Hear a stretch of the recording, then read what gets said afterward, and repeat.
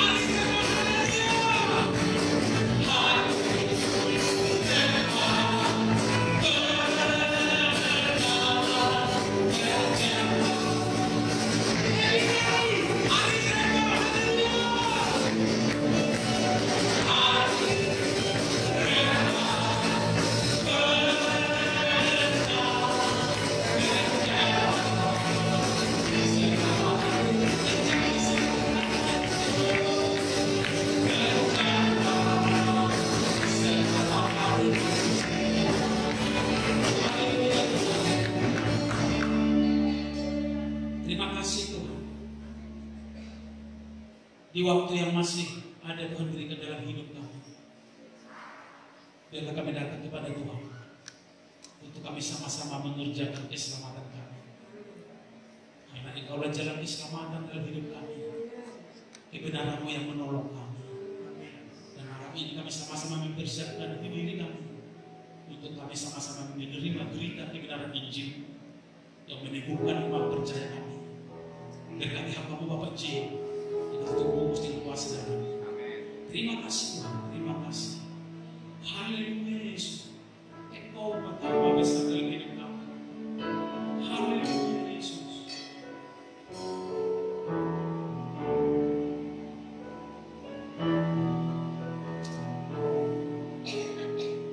Sama-sama kita ambil gambar untuknya. Firman-Mu. Betapa oh Tuhan, firman-Mu agung memancarkan kehidupan manusia berdosa. Usahanya untuk maka hidupku yang tak jauh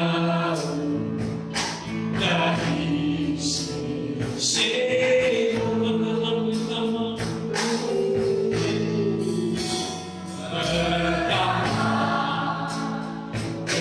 Firman-Mu agung memancarkan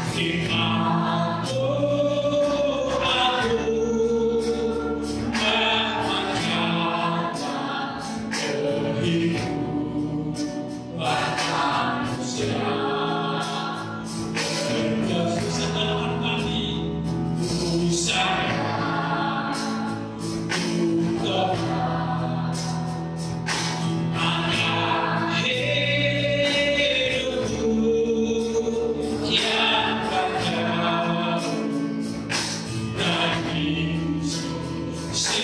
Kami sama-sama tangan kita sebut syukur kepada Tuhan.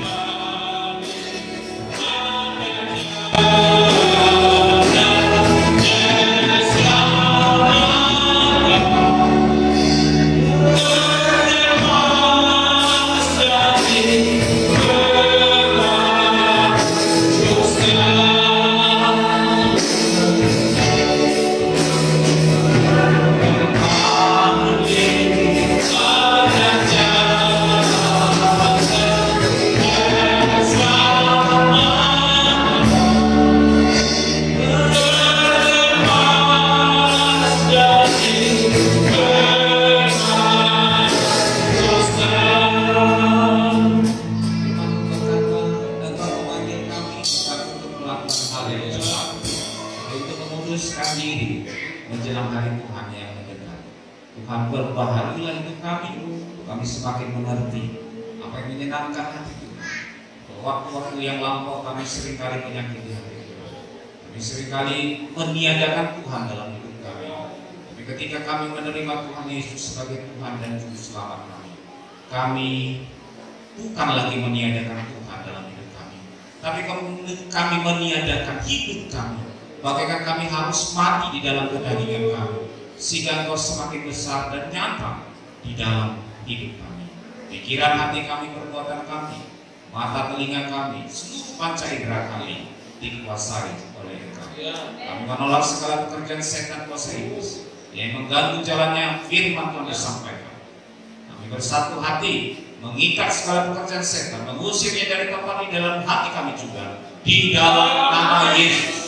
Terima kasih. Kami mau duduk dengan diam, dengan tenang, mendengar firman. Bersabdalah Engkau, Roh Kudus mengurapi kami. Di dalam nama Tuhan Yesus kami berdoa dan bersyukur. Amin. Mari silakan. Saya mengucapkan selamat malam, salam damai sejahtera bagi kita semua. Shalom.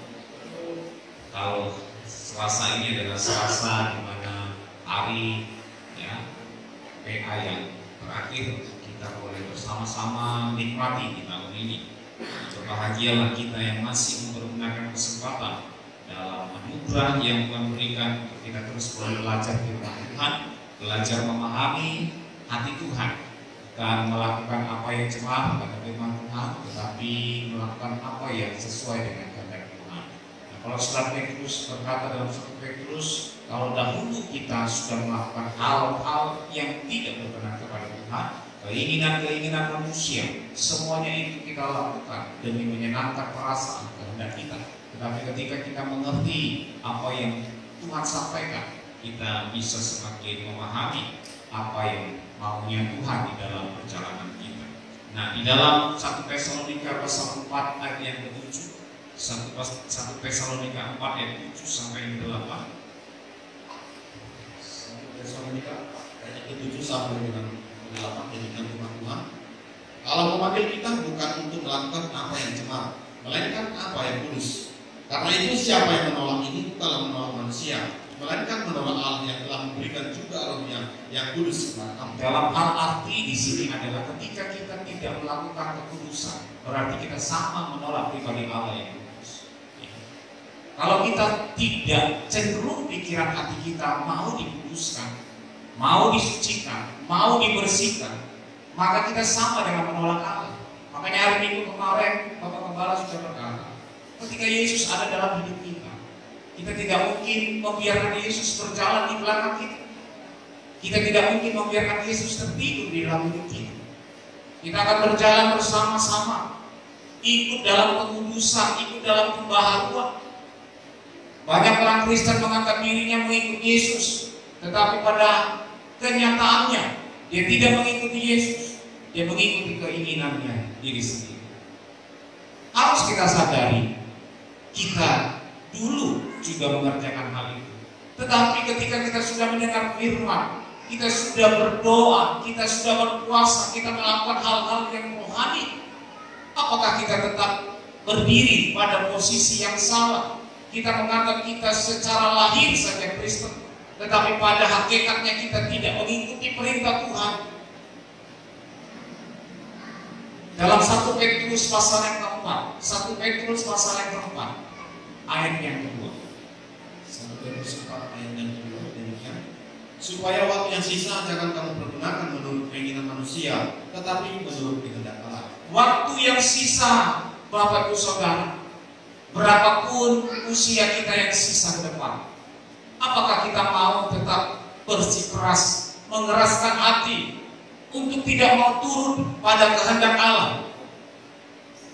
Apakah kita dari kecil, apalagi di bulan Desember, ya, Natal tahun kemarin saya menyampaikan kabar suka dalam damai Natal, dan dalam pelayanan Jumat malamnya kami juga menyampaikan kabar suka dalam keadaan Natal. Apa pengertian Natal yang sesungguhnya? Kalau kepada anak-anak kecil saya ajarkan, Natal itu Yesus lahir di dunia, di Bethlehem, di Eva. Tetapi Yesus bukan hanya lahir di dunia, tetapi lahir di hati kita masing-masing. Apakah kita menyadari Yesus ada di hati kita? Apakah kita hanya memperingati secara simbolik? Ada pohon Natal, ada baju-baju, ada hiasan, ada spanduk yang bertemakan tentang Natal. Ada hiasan-hiasan warna merah. Ya. Anak-anak saya katakan, apa itu artinya Natal? Sepatu baru. Apa itu artinya Natal? Baju baru. Apa itu artinya Natal? Ada sukacita.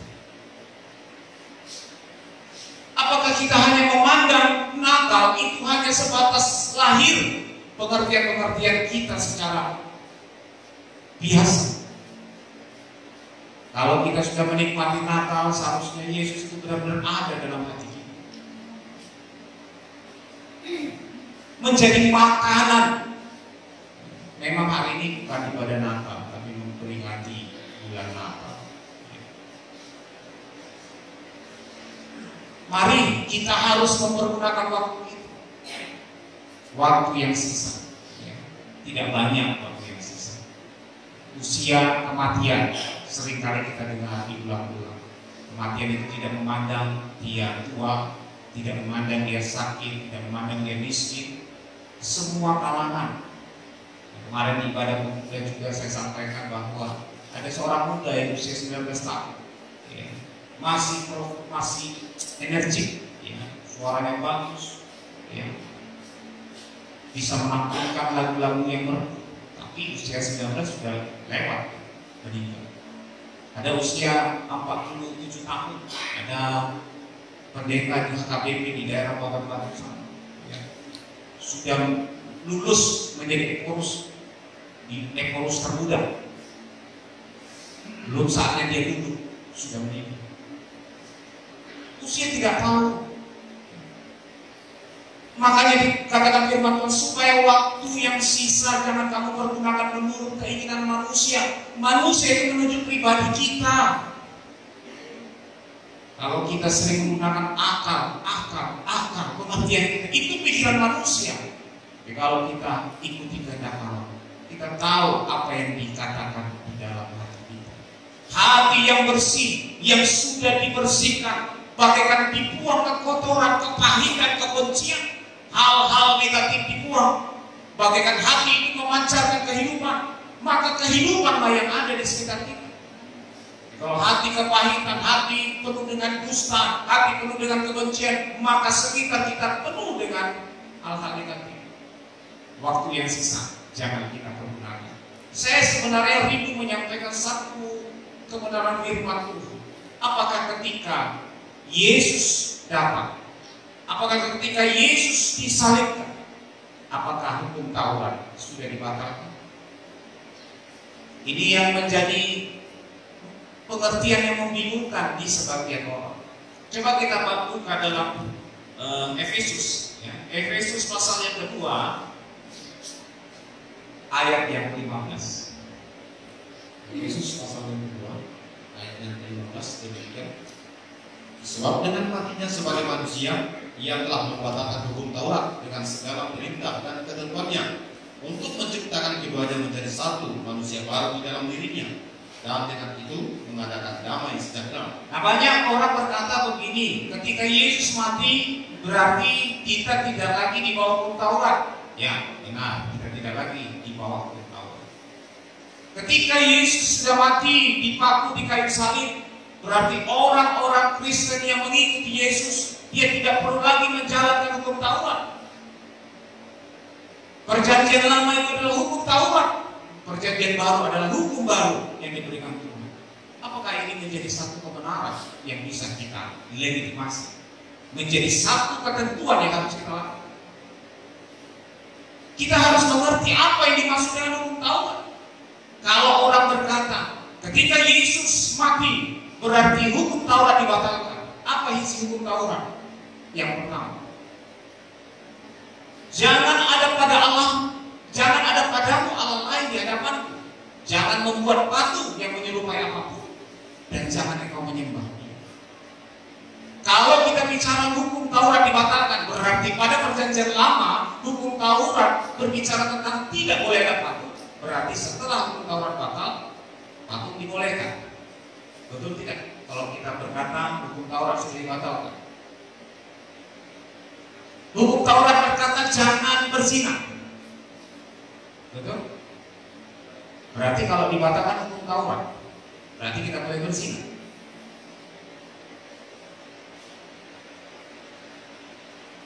mencuri kata hukum Taurat. Jangan bersaksi dusta. Jangan menginginkan milik barang sesamamu. Hormati orang tua. Kalau itu dibatalkan, apakah kita mau menjadi pembangkang, pencuri, pendusta, mengingini barang sesama kita? Kan tidak demikian sebenarnya. Nah, maka oleh sebab itu kita harus benar-benar mengerti, memahami hukum Taurat apa yang dimaksud oleh Tuhan. Apakah seluruh perjanjian lama itu sudah tidak sah ketika perjanjian baru ada? Nah, ini kan menjadi simpang siur. Apa kita tidak boleh ibadah lagi? Yesus sudah ada. Tidak perlu lagi melalui imam. Nah, ini harus kita mengerti supaya kita benar-benar perjalanan kita jangan gampang diombang-ambing. Apalagi ini sudah menuju akhir tahun 2020, sebentar lagi masuk 2021. 2021 belum tahu kita kesulitan apa yang akan kita hadapi. Tapi ketika Yesus ada dalam hati kita, pasti kita tidak merasa itu sebuah hal yang membuat kita mudah gulana. Ketika saya menyadari bahwa Yesus ada di dalam hati kita, menikmati bersama dengan Yesus, ada banyak hal yang kekurangan yang saya perhatikan itu tidak lagi membuat hati ini risau. Bagi yang mau mari bersama. Bagi yang tidak mau juga silakan. Kita lebih bebas. Tidak ada lagi satu apa. Kalau dulu saya masih tahu, kalau nggak begini kenapa? Menjadi satu beban pikiran dalam pikiran ini. Ketika menyadari menemukan bahwa Yesus adalah segala-galanya, bukan pelayanan segala-galanya, bukan istri, bukan anak, bukan suami, bukan pekerjaan, itu segala-galanya, tapi Tuhan segala-galanya. Sehingga ketika kita melihat hal-hal yang kurang, yang negatif di sekitar kita, tidak menjadi kecewa, karena fokus kita adalah Tuhan. Kalau kita benar-benar menyadari dalam Kolose pasal 3 ayat 23 itu kan ayat familiar, ayat yang familiar. Yang coba dibacakan Kolose 3 ayat 23. Kolose 3 ayat yang 23 demikian. Apapun juga yang kamu perbuat, perbuatlah dengan segenap hatimu seperti untuk Tuhan dan bukan untuk manusia. Kalau kita menyadari semua yang kita lakukan untuk Tuhan, apa yang kita kecewa? Si A ngomong begini ya sudah. Masing-masing kita memang beda pengertian. Tapi kalau kita sudah hidup di dalam tuntunan, ada Tuhan di dalam hati, saya yakin hidup kita berbeda. Kita menyadari banyak ayat-ayat yang biasa kita dengar, tapi pemahamannya kadang-kadang tidak begitu kita dapatkan. Contohnya di dalam Roma 11 ayat yang ke-36. Roma 11 ayat 36 ini ayat yang familiar, yang biasa kita dengar. Roma 11 ayat yang ke-36. Sebab segala sesuatu adalah dari Dia dan oleh Dia dan kepada Dia. Bagi Dia kemuliaan sampai selama-lamanya. Kalau kita merenungkan kata demi kata, segala sesuatu, tidak ada satupun terkecuali yang ada yang kita miliki, bahkan yang tidak kita miliki itu bersumber dari dan oleh. Nah, oleh ini yang seringkali kita gagal untuk melakukan. Oleh Dia kita bisa bekerja itu oleh.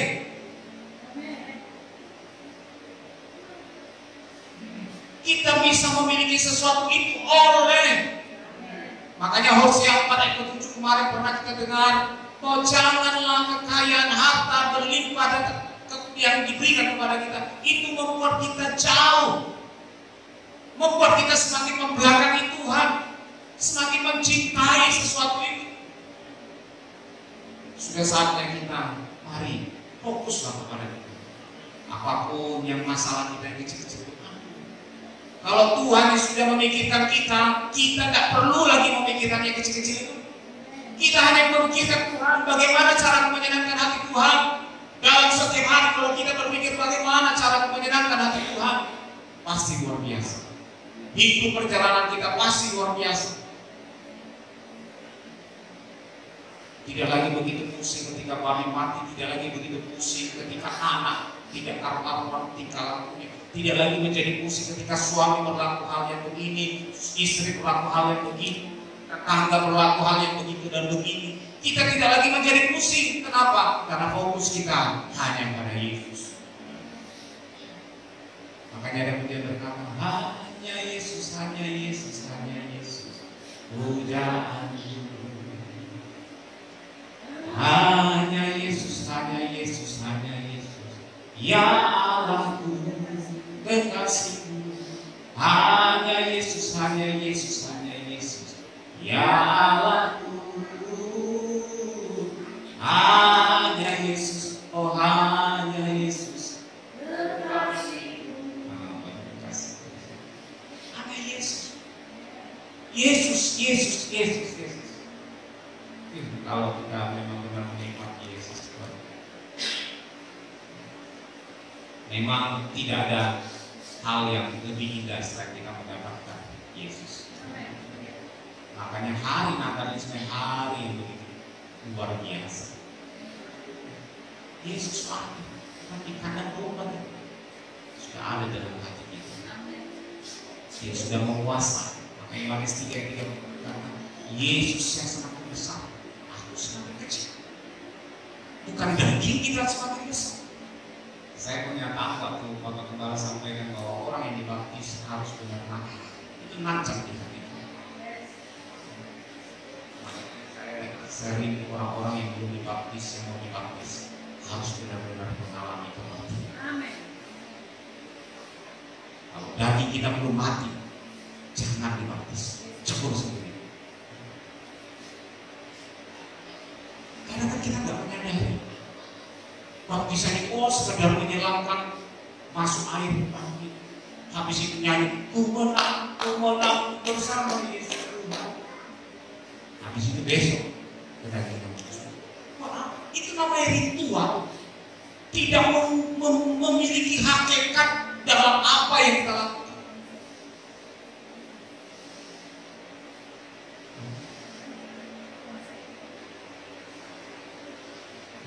Itu kembali dengan konsep. Tapi memang kalau kita pikir-pikir apa yang sudah kita dapat, ya, apalagi dari kecil, usia kita berbeda-beda, apalagi kayak kopi yang sudah usia hampir 70 ya, 66, 67. Dari kecil sudah ada tanam tentang prinsip-prinsip itu untuk melepaskan sunnah. Makanya pernyataan Yesus itu sangat menarik.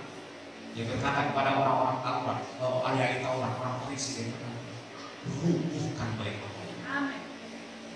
46 tahun kata ahli Taurat itu. Baik Allah di bawah. Engkau mau merubuhkannya dan membangun di dalam waktu 3 hari. Orang-orang tertutup pikiran, mata dia tidak mengerti. Apa yang dimaksud Tuhan di sini? Banyak sekali hal-hal yang kita bangun sendiri. Kita anggap itu hal-hal rohani, tetapi itu bukan yang diinginkan Tuhan.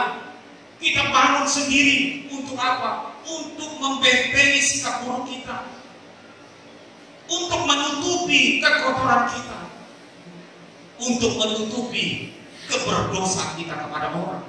Tapi di hadapan Tuhan tidak ada semuanya telanjang. Tidak ada yang bisa kita tutupi di hadapan Tuhan. Di hadapan manusia kita boleh bersandungan, tapi tidak di hadapan Tuhan.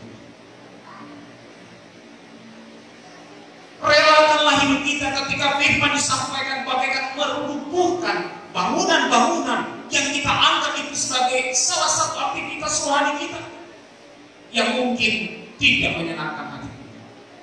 Alamilah kematian itu yang Tuhan mau. Bangunan yang sesungguhnya adalah bangunan yang mengalami kematian dan bangkit bersama dengan Kristus. Daging kita, bangunan-bangunan yang kotor ini selama ini, tubuh kita yang kotor harus dibunuh, dimatikan. Bukan dalam arti harafiah, Bapak Ibu ya. Nah, tentunya jangan nanti progresi kita jadi diri kita. Artinya keinginan manusia dalam 1 Petrus 4 tadi, pada itu tadi, bahwa kamu sudah hidup dan melakukan keinginan manusia. Dan waktu yang sisa, jangan kita lakukan lagi keinginan manusia, tapi karena Allah. Kalau fokus kita pada Allah, prinsipnya ada di dalam firman. Dasar-dasarnya ada dalam firman Tuhan. Kalau kita melakukan semua berdasarkan firman Tuhan, bukan berdasarkan pikiran kita, saya yakin kita adalah orang-orang yang menyenangkan. Nah, oleh sebab itu jangan kita mau terus hidup di dalam pikiran-pikiran kita saja. Dilibatkanlah Tuhan. Tadi saya menyampaikan soal hukum Taurat ya. Laris dalam Efesus 2. Coba kita balik sebentar. Efesus pasal 2. Sebab ayat 15. Sebab dengan matinya sebagai manusia yang telah membatalkan hukum Taurat dengan segala perintah dan ketentuan. Ya. Tadi saya katakan kalau hukum Taurat dibatalkan. Apa isi hukum Taurat tadi? Bicara soal jangan berzina, jangan mencuri, jangan mengucap prasasti dusta, hormati orang tua, kuduskanlah hari Sabat. Itu hukum Taurat. Artinya apa yang selama ini mungkin sebagian orang menafsirkan hal yang demikian itu tidak benar. Apa itu hukum Taurat? Ya. Mari coba kita baca dalam Kolose pasal yang kedua. Kolose pasal yang kedua ayat yang ke-14. Kolose 5 ayat yang ke-14 demikian. Dengan menghapuskan surat hutang yang oleh ketentuan-ketentuan hukum mendakwa dan mengancam kita, dan itu ditiadakannya dengan memakukannya pada kayu salib. Nah, hukum Taurat itu dimaksud adalah surat hutang. Ada banyak lagi kita bisa menggali hal-hal tentang hukum Taurat. Hutang dosa. Hukum itu diberikan supaya ada satu dasar norma-norma yang mengatur dalam kehidupan kita. Hukum itu diberikan supaya kita tahu itu dosa atau tidak. Contohnya hukumnya pertama yang tenang, jangan mencuri, ya kan? Jangan mencuri. Kalau itu dibuat salah satu hukum, ketika kita mencuri kita tahu kita salah, gitu. Misalnya dalam hal-hal apa yang kita lakukan di dalam ibadah kita. Kita mau setiap ibadah datangnya tepat waktu, contohnya ya. Tiba-tiba ada yang tidak datang tepat waktu, berarti itu sudah melanggar ketentuan. Begitu betul ya?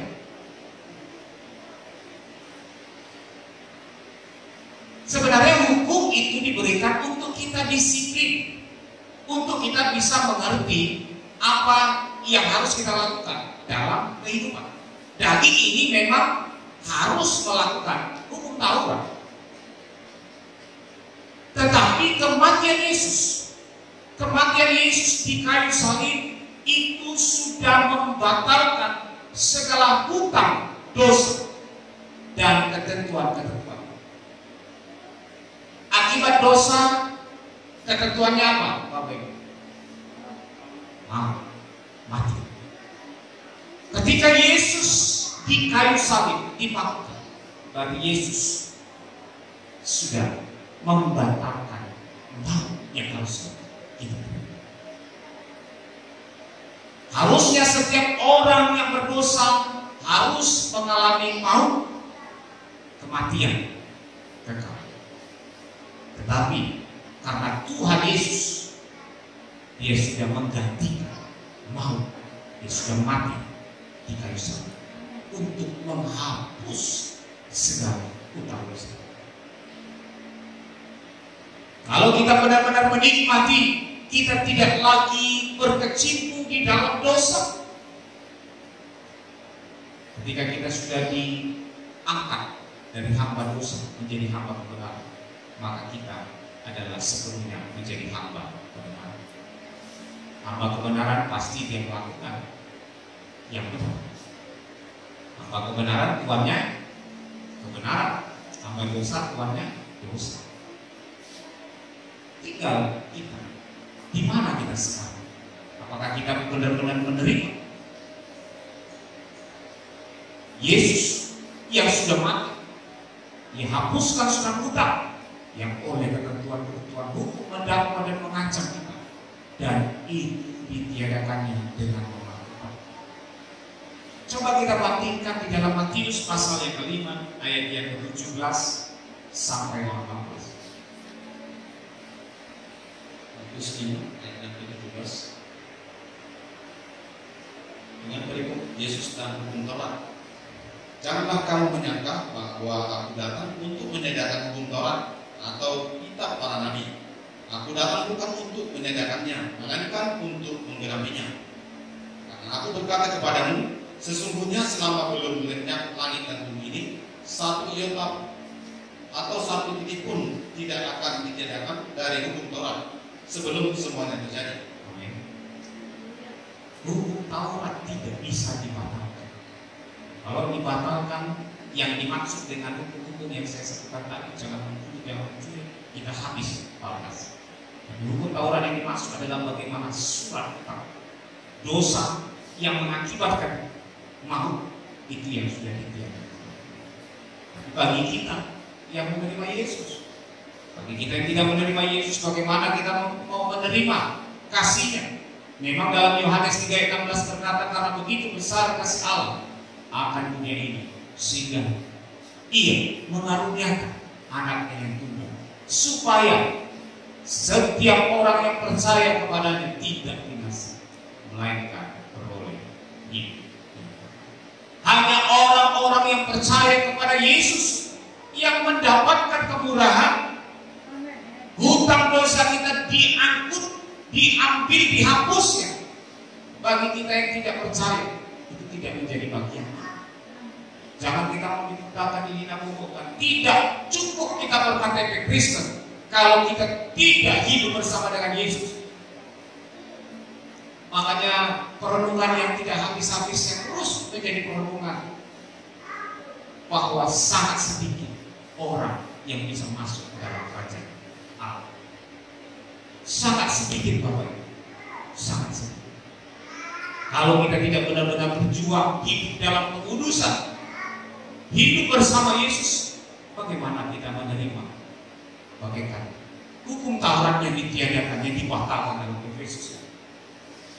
Kita harus terus berjuang selagi waktu masih ada untuk tetap hidup di dalam kebenaran. Yesus berkata, aku datang bukan untuk meniadakannya, melainkan untuk menggenapi.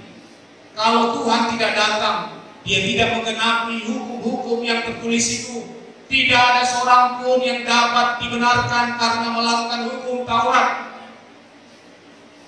Tapi orang dibenarkan karena dia percaya kepada Tuhan yang di atas hukum Taurat itu. Makanya ketika kita berjalan bersama Yesus, maka kita dimaklukan, kita disempurnakan. Sama dengan pembahasan yang lalu kita bicara hari Selasa lalu. Masih ingat apa pembahasan kita? Tentang apa? Unta orang kaya dan orang kaya. Kalau berbicara tentang versi unta dan orang kaya itu, tidak ada satu orang pun yang bisa masuk kepada kerajaan Allah. Itu menunjukkan kemustahilan manusia. Kalau karena perbuatan kita tidak bisa masuk. Sorga bukan kepada, saya pernah katakan, sorga bukan untuk orang-orang baik, tapi sorga adalah untuk orang-orang yang percaya kepada Tuhan. Kita diselamatkan bukan karena perbuatan baik. Apakah perbuatan baik nggak perlu? Perlu. Tapi bukan dasar berbuat baik itu kita diselamatkan. Tapi karena percaya, iman kita kepada Tuhan, itu kita diselamatkan. Saya sangat yakin, orang yang beriman kepada Tuhan tidak mungkin dia tidak berbuat baik. Fokusnya bukan perbuatan baik, tapi fokusnya adalah percaya kepada Tuhan. Fokusnya Tuhan, maka itu akibat. Perbuatan baik itu akibat, bukan tujuan. Tujuan kita Yesus. Yesus ada di hati, tidak mungkin kita berbuat jahat. Dia pasti menentukan hidup ini. Tapi kan yang banyak orang sekarang fokusnya perbuatan baik. Sehingga Yesus diabaikan. Tapi kalau Yesus ada dalam Dia selalu mengingatkan. Tidak mungkin. Makanya kita harus ubah cara kita berpikir supaya kita bisa mengerti. Kita harus terus hidup di dalam kebenaran. Firman Tuhan adalah dasar terutama. Hukum yang utama, tidak ada yang lain. Ada beberapa hal yang dikerjakan Kristus di kayu salib. Coba kita kembali dalam Efesus pasal yang kedua. Efesus pasal yang kedua, lanjut ayat yang ke-16. Efesus 2 ayat yang ke-16. Dan untuk mendamaikan keduanya di dalam satu tubuh dengan Allah oleh salib, dengan melenyapkan perseteruan pada salib itu. Tujuan Yesus tadi di ayat yang ke-15 dikatakan dia membatalkan hukum Taurat.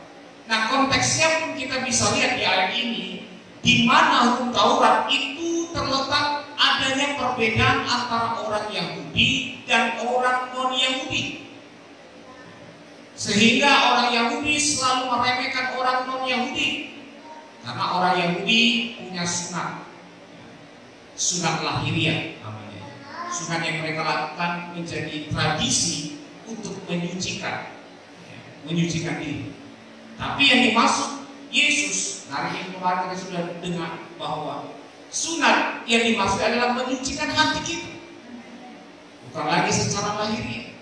Nah, Yesus mati di kayu salib, dia membatalkan hukum Taurat untuk memperdamaikan keduanya di dalam satu tubuh. Nah, ini kan pertikaian antara Yahudi dan non-Yahudi. Dia dipersatukan menjadi satu tubuh dengan Allah oleh salib dan melenyapkan perseteruan pada saat itu.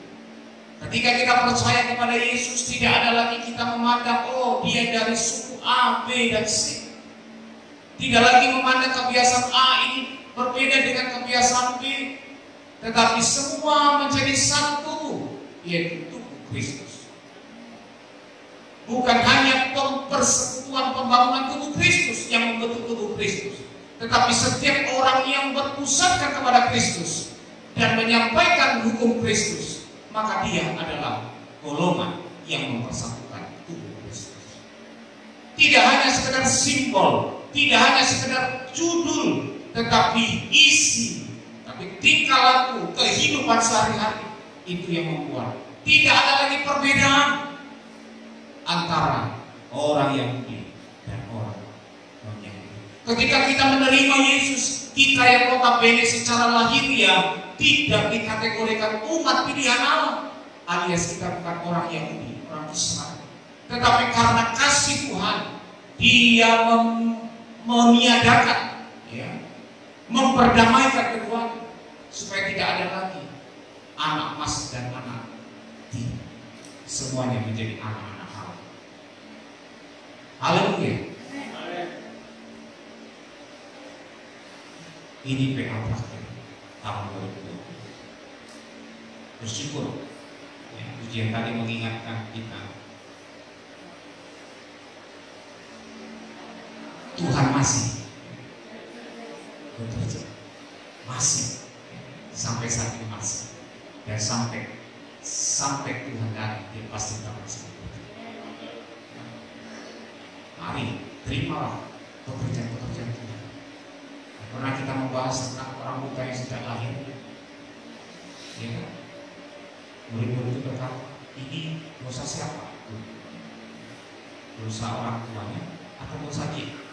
Yesus berkata, bukan dosa dia, bukan dosa orang tua, tetapi supaya pekerjaan-pekerjaan Tuhan. Kita harus menerima pekerjaan Tuhan dalam hidup kita. Amin. Terima pekerjaan Tuhan. Kalau kita menerima pekerjaan Tuhan tidak dengan susah hati, tidak dengan gairah antusias. Karena ketika kita menerima pekerjaan Tuhan, Tuhan pasti menyatakan kemuliaannya. Kemuliaan Tuhan nyata. Walaupun sedang badai di gelombang, kemuliaan Tuhan pasti ada. Bersyukurlah kita mempunyai Allah yang hebat, Allah yang besar, yang telah mempersatukan kita dan tidak memandang kita dari ras apa, suku apa, bangsa apa, tetapi kita menjadi satu umat, menjadi satu kawanan, menjadi satu keluarga. Nah, persatuan di dalam antara suku dan suku itu telah dirubuhkan dan dipersatukan, dan Kristuslah korban damai yang mempersatukan itu. Hargailah. Makanya kalau kita sesama saudara juga sering benci, sakit hati, itu kan sudah sangat-sangat tidak baik. Kita berkata kita untuk Kristus, tapi suka masih menyimpan sakit hati sama saudara, sama istri, suami, sama tetangga. Bagaimana kita berkata kita mengikut Kristus? Hal-hal yang kecil saja. Saya mau berkata, kasih itu adalah dasar dari hukum yang kita terima. Tapi bukan karena hukum, tapi karena kasih. Kalau kita melakukan hukum, mungkin kita tidak meniadakan kasih bisa. Tapi kalau kita melakukan kasih, kita pasti melakukan hukum. Mengerti? Kalau fokus kita hukum, pasti kita bisa membelakang kasih. Tapi kalau fokus kita kasih, pasti hukum ikut kita. Kasih menutupi segala banyak kelemahan. Kasih juga memampukan kita untuk membalas yang baik kepada orang yang telah berbuat jahat. Tuhan mengkehendaki kita tidak lagi hidup dalam kasih-kasih yang lain selain kasih agape. Kan ada 4 kasih yang pernah kita pelajari. Yang pertama agape, yang kedua eros, 3 filia, storge. Eros, filia, storge ini kasih manusia antara hubungan saudara, suami istri, dan lain-lain. Agape kasih. Kalau kita masih pakai kasih yang 3 ini, kita belum sempurna. Kasih yang 3 ini apa? Kita mengasihi kalau dia mengasihi kita. Firman Tuhan berkata orang berdosa pun melakukannya demikian. Kalau hanya sebatas aku mengasihi karena istriku mengasihi, itu masih biasa, tidak ada lebihnya. Ini kasih yang 3. Tapi kalau kasih Allah, kita mampu mengasihi walaupun orang itu menyakiti kita. Ini baru ketika kita bersama dengan Tuhan, ada Tuhan dalam hati kita mampu melakukan kasih ini. Kasih ini kan milik Allah. Kalau Allah ada bersama dengan kita, kasih ini menyertai kita dan memampukan kita melakukan hukum-hukum.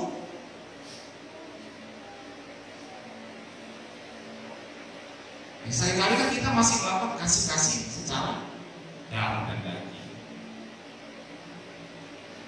Tapi ada juga orang sudah dikasih, malah dia menyakiti. Ada istilah udah ditolong, kita pula ditolong. Nah ini sudah kelewatan. Ini nggak tahu di mana posisinya. Sementara kalau kita mengasihi, wajib mengasihi, itu hukum yang biasa. Orang berdosa pun melakukan demikian. Orang Kristen mengikut Kristus, walaupun disakiti, dia mampu memberkati. Amin. Kalau kita memberikan pinjaman, kata firman Tuhan, apa? Nah, bisa Kristen ya? Mana mungkin? Ya kan? Pinjam 1 juta harus balik 2 juta. Itu kita. Tapi Yesus, dia memberi apa?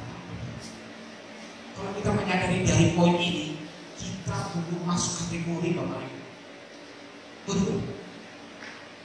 Jangan kita ada yang sombong karena kita sudah ini, sudah itu. Makanya kita singgung kemarin antara unta dan orang kaya itu. Orang kaya yang muda ini berkata, aku sudah melakukan ini, itu, dan ini. Dia sudah sombong menganggap dia, aku sudah bisa sempurna dong Yesus. Aku sudah bisa menjadi murid Kristus. Tapi Yesus berkata, Iya, bukan. Dia tidak membantah, Yesus tidak membantah. Aku bohong kamu. Mana ada kau hormati orang tuamu aja ngeluh sama enggak. Dan Yesus tidak membantah berarti dia sudah melakukannya. Tapi Yesus berkata, kalau engkau tidak sempurna, pergilah, juallah hartamu, bagi-bagilah kepada orang miskin. Mendengar itu, ini hal yang mustahil bos, kan? Bagaimana aku meraih ini? Ini harta warisan dari orang tuaku. Memang tidak gampang untuk menjadi pengikut Kristus yang baik. Maka oleh sebab itu, hadirkan Yesus dalam hati. Nikmati kebersamaan kita dengan Yesus. Yesus yang akan menuntut apa yang akan kita kerjakan. Maka di dalam Yakobus pasal 4, coba kita lari ke sana sebentar.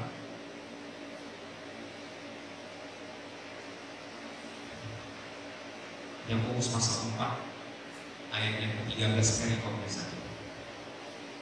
Yakobus 4 ayat yang ke-13. Jangan melupakan Tuhan dalam perencanaan. Jangan melupakan Tuhan dalam perencanaan. Kadang kalau saya menyadari, kadang-kadang kita berdoa, seringkali juga melupakan rencana Tuhan. Kenapa saya bilang begitu? Karena seringkali kita memaksakan kehendak kita kepada doa kita. Yesus itu menjadi teladan dalam doa kita.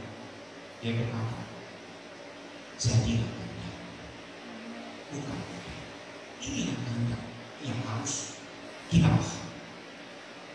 Bukan kehendak diri sendiri. Apalagi kalau dalam menghadapi situasi masalah, kita berdoa ngotot, Tuhan Yesus, tolonglah, sembuhkanlah dari sakit. Sudah lama sakit, Tuhan Yesus sembuhkan. Dan sembuh-sembuh.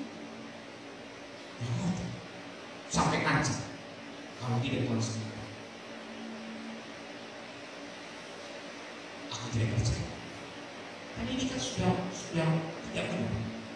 Sering kita berdoa salah berdoa karena kita memaksakan kehendak kita kepada Allah yang mengerti langkah-langkah hidup kita. Besok apa yang akan terjadi bagi kita semua, Tuhan sudah tahu. 5 tahun ke depan, 10 tahun ke depan, pelayanan ini ke depan seperti apa, Tuhan tahu. Tuhan sudah menetapkan hal-hal yang indah pada akhirnya. Tapi kalau sebelum hal indah itu terwujud, ada lika-liku, ada persoalan masalah, itu biasa. Jangan terganggu. Tapi kalau Tuhan diambil dari hidup kita, itu yang harus terganggu. Kalau Tuhan tidak ada dalam hidup kita, kita santai-santai. Tapi kalau harta kita hilang, dicuri, kita hektor. Ini yang salah. Tuhan di depan, harta di belakang. Amin.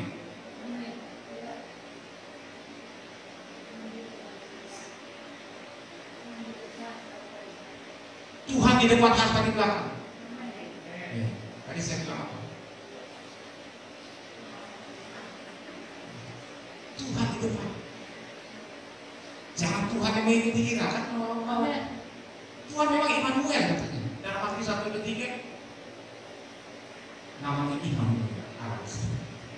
Jadi ngertain sama kayak kalau saya mikir-mikir waktu cerita apa malam itu, si Pak siapa ini si Leo selalu dia di depan, nggak mau Tuhan yang di depan. Ini sama nih kayak paling mau ini. Dia yang mau menarik kita kan? Mungkin Yesus mungkin melihat segitu mau ikut aja deh. Oh sudah digantengnya gitu kan? Kadang-kadang dalam hati kita bisa merenung juga. Kita bisa mengambil mungkin walaupun yang tidak benar lah, artinya cuma dalam analogi sederhana. Banyak manusia begitu. Leo, no, jadi terus kamu. Karena kita jangan sampai itu curang. Saya tahu. Bukan benar curang. Tuhan, ampun dia itu. Itu udah masuk curang, ampun dia Tuhan. Nanti berulang lagi. Nah itulah kebanyakan orang. Tapi kalau ketika kita menerima Yesus dalam peliharalah dia. Dalam arti kata bukan memelihara dalam konteks Alkitab, tapi jangan biarkan ada hal-hal lain yang bisa mengambil Yesus dalam hidup kita. Masalah tidak akan bisa mengambil Yesus dalam hidup kita. Justru masalah menunjukkan siapa kita di dalam Yesus.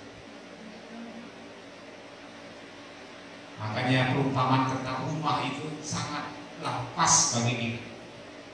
Kita tidak mungkin kita dikatakan Kristen yang kuat tanpa ditimpa masalah. Betul? Masalah itu penguji apakah kita sudah kuat di dalam Tuhan. Kalau di gereja semua serius kuat ya. Keluar, hadapilah masalah itu. Kristen kan masih kita. Nah, Kristen kan mengikut Kristus kan. Bukan hati Kristen kan. Karena saya bicara sama salah seorang ketika dia dihambat polisi, ditujukan anggota kartu anggota kependekaan. Kalau dalam martabat itu istilah tahunya pagi itu doang. Dia mau. Bukan hanya itu, makanya penting kali katanya. Dia bilang ya penting memang. Karena begitu. Karena kalau kita raja-raja untuk melewatkan cepat, ya itu kalau polisnya orang Batak, kalau polisnya Caniago, ada yang bilang kan. Jadi kalau kita ada bersama Kristus, masalah apapun membuktikan seberapa kuat kita bersama. Seberapa dalam pengertian kita bersama Yesus. Masalah yang datang dalam Matius itu kan tidak masalah banjir kecil. Badai, angin datang menimpa. Kalau bangunan itu berdiri di atas batu, tidak akan tergoyahkan. Tapi kalau hanya pasir, terus bajingan, semangat, melayani semangat. Tiba-tiba ada masalah, langsung berdiri. Hancur. Bukan hanya hidup, imanmu pun hancur. Kalau hidup pun hancur seperti air, bagaikan bor hancur. Kalau imannya tidak goyah, masih bersama. Tapi kalau sampai iman kita hancur, tidak ada apa. Kalau tidak datang kepada Tuhan, dengan tersungkur, walaupun kita berdosa, ketika kita mohon ampun kepada Tuhan, saya sangat yakin kita bersyukur. Tuhan Yesus pasti menerima kita dengan tangan. Di penghujung tahun 2020, marilah kita melewati akhir-akhir tahun ini dengan penuh renungan betapa dari awal tahun sampai hari ini tanggal 15 Desember, apakah kita hidup kita sudah menyerahkan? Kalau belum, pintu anugerah masih terbuka, masih terbuka. Kalau kita masih merenungkan masih ada yang salah, bertobat, buanglah yang salah, buanglah yang tidak benar, supaya kita bisa menyambut firman Tuhan. Mereka dalam Yakobus sampai 21 berkata, buanglah yang kotor, biar firman itu bisa ditaruh di hati kita. Kalau kita masih menyimpan hal-hal yang kotor, ada satu perumpamaan yang dalam kotak. Jadi kalau kotak itu berisi kotoran, tetapi kita juga kasih barang-barang berharga di dalam kotak itu, dalam pikiran kita mana yang lebih mengambil peran di situ? Kotoran itu atau barang berharga itu? Kotoran. Ini maaf ya, kalau ada tali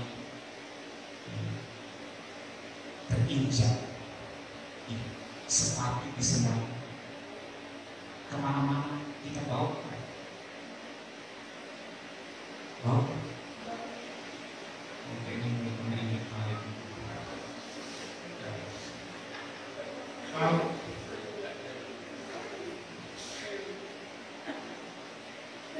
Kita harus menyadari, kita harus bersikap buang segala kotoran. Mau sepatu kita dari sepatu emas, kalau ada tarik di bawahnya, mau itu. Tidak dilihat orang sepatu emas, mau orang menjauh dari kita.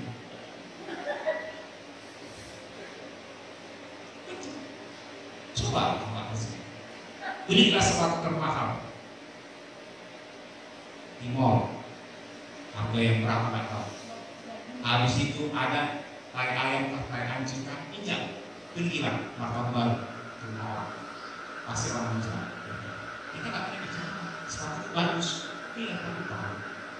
Kalau hati kita kotor, walaupun kita isi firman, masih bau gitu.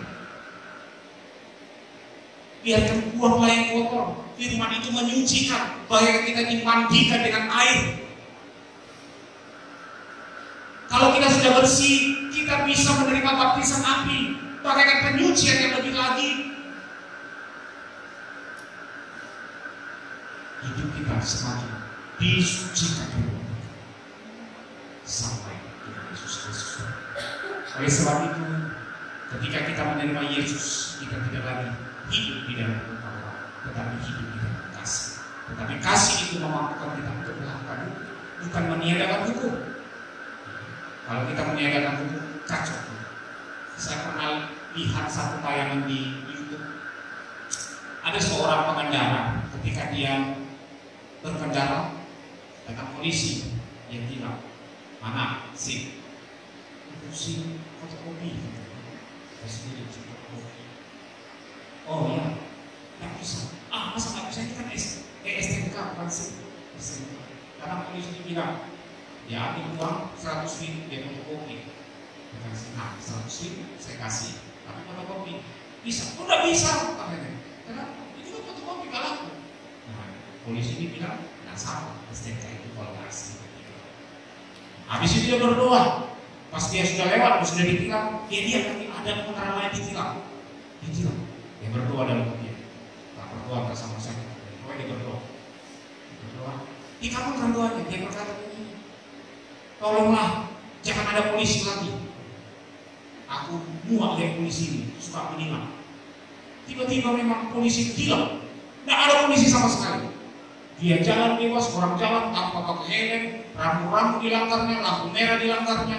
Akhirnya tawuran, berantem, nggak ada polisi. Ketika dia lihat berantem, pelaku hantam semua, pakai. Jadi dia bingung, aku pusing ya. Tawuran di sana, nggak ada polisi. Itu dalam ilustrasi yang diceritakan. Dan pada akhirnya dia berkata, kalau nggak ada polisi, memang kacau juga kota ini. Nah begitu juga, kalau nggak ada hukum, kacau. Nggak ada aturan-aturan lain.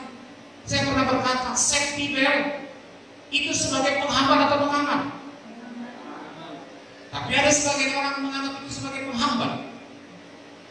Hukum itu sebenarnya sebagai pengaman, bukan penghambat, bukan beban. Sebagai pengaman supaya kita aman dalam jalan yang kita tempuh di dunia ini. Di dunia ini kita butuh hukum, tapi di surga nanti tidak ada. Yesus yang sudah mengenal semuanya. Kita menerima Yesus, kita tidak hidup di bawah hukum, tapi hidup di dalam kasih yang memampukan kita untuk menyertakan.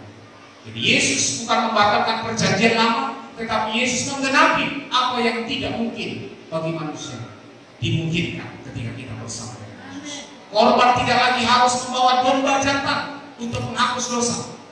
Ketika dahulu memang bangsa Israel untuk melakukan penghapus dosa, mereka harus bawa domba jantan kepada imam untuk disembelih, untuk menguduskan. Ayub juga melakukan hal yang sama. Ya, untuk anak-anaknya, dia bakar, dia sembelih korban domba untuk dosa anak-anaknya. Saya tahu anak melakukan dosa ketika dia melakukan minum pesta kurang, melakukan dosa, dia bawa domba jantan sebagai korban. Tetapi ketika Yesus sudah dikorbankan, tidak lagi ada lagi korban-korban domba yang harus kita bawa. Itu menuju penebusan yang Tuhan berikan. Nah itu memang dibatalkan, ditiadakan, tidak ada lagi kita membawa korban. Tapi soal makan, jangan orang bilang begini, kan ada soal makan memang bukan ada yang halal lagi. Dia berkata, bagaimana dengan makan darah? Saya cuma bertanya, apakah darah itu makanan? Gak usah kita bahas yang lain. Kalau memang itu dikatakan makanan, dari mana itu dikatakan makanan? Ayo kita ukur dari hukum biologi, gak usah hukum dari mana.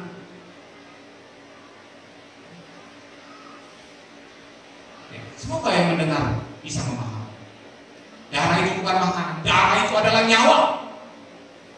Kenapa kita tidak boleh memakan darah? Karena itu berbicara persekutuannya. Kalau kita tidak memahami, kita cenderung ini karena tahu dong, enak sekali. Darah itu bagaikan kalau tidak ada, tidak hidup rasa mata. Dan kita harus mengerti supaya kita memahami apa yang Tuhan inginkan. Jangan kita berjalan semau kita. Kalau kita tidak ada hukum, kita berjalan semau kita. Jadi kalau ada hukum, dalam gereja lokal pun ada peraturan. Ibadah sudah ditentukan, sedangkan peraturan sudah dibuat pun masih dilanggar. Apalagi kalau nggak ada peraturan, saya nggak dewi. Tuhan mau kita hidup dalam ketertiban, bukan mau dalam keberantakan.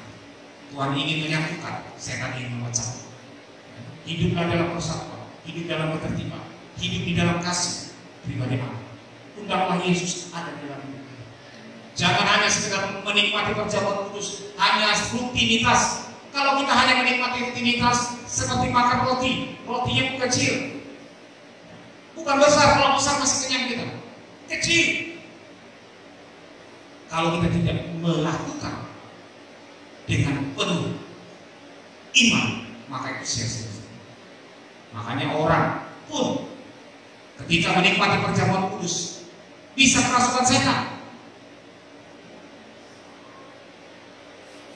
Betul? Siapa?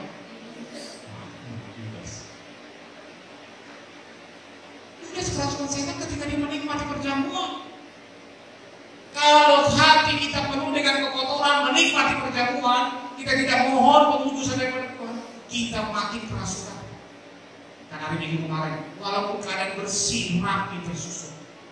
Kalau nggak diisi oleh Tuhan, maka si setan akan membawa teman-temannya. Bukan satu, banyak teman-teman itu. Bukan teman-teman baik, tapi teman-teman jahat yang merusak kita, semakin jahat. Makanya tadi berkata, Tuhan memanggil kita bukan untuk melakukan jahat, tetapi untuk hidup di dalam kekudusan. Semoga firman Tuhan yang kita dengar bisa kita renungkan, bisa kita terima dan membangun iman. Tuhan Yesus memberkati. Mari kita